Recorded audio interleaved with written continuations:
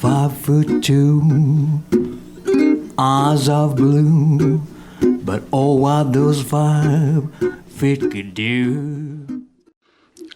So adding imagination to your paintings is a little bit like doodling.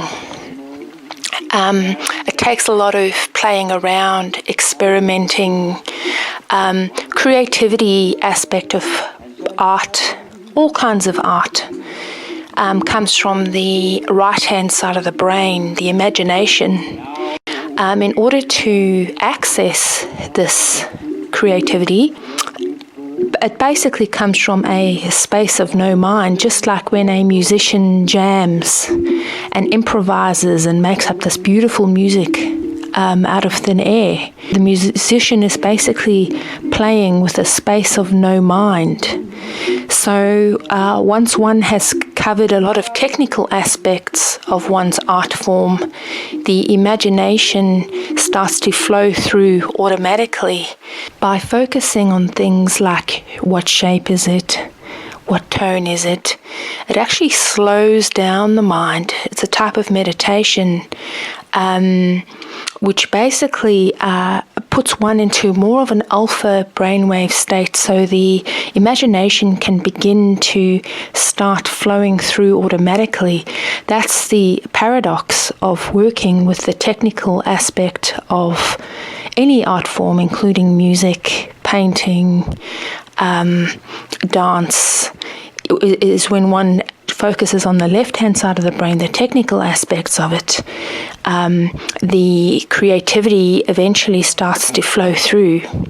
Now, one of my favorite ways of bringing creativity through is combining abstract art with realism. One of the advantages of working with the layered method is one can experiment quite a bit because the layers underneath are dry. And when one, put something on the top, you don't like it, you can wipe it off. So here I've just wiped off this little tree. All you do is you loosen it up by adding a bit of terps on the top, give it a wipe, and there you go. Just glazed a little bit of colour on the rose there, a little bit of pink on the outer petals and a little bit of yellow inside. Just another couple of examples of glazing. Glazing is basically when you use transparent paint over detail. It's not the same as dry brushing, where one uses opaque paint over parts of your painting to add colour, and that's generally not over detail. Glazing is when you add a glazing medium such as liquid, and there's various other glazing mediums. The glazing medium just helps your paint be smooth and not patchy.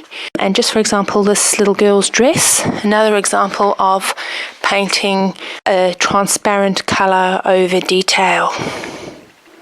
So there I've ended up changing the rose completely, also just to show you that painting is such an organic process, and just to encourage you to paint out entire sections that you've found doesn't work, because that's the nature of experimenting with different things. Originally I painted the rose black and white because I thought it would be a great contrast to all the colours in the background. What eventually happened was the rose ended up dominating the painting and making it look too busy. So I've painted the rose into more of an abstract object, and also so the colours blended in more with the background there, so the rose doesn't take over the whole painting as much.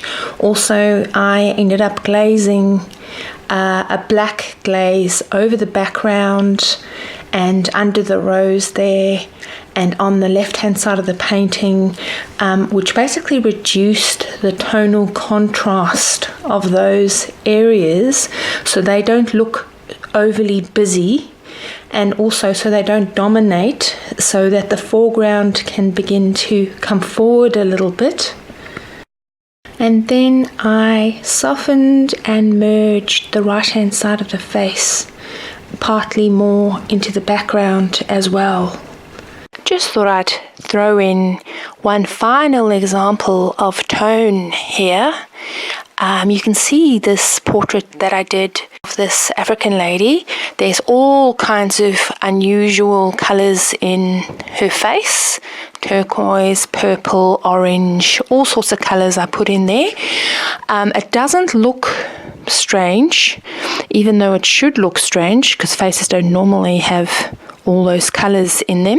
But as you can see, when you look at it from a black and white perspective, the tones, how light or dark those colors are correct. So that's the reason why you can put any color anywhere to a large extent, as long as the tones are correct. 5'2", eyes of blue, but oh, what those 5 feet could do. Has anybody seen my gown? Turn up nose, turn down nose, flapper, yes sir, one of those. Has anybody seen my gown? Now, if you run into 'em, 5'2", covered with fur.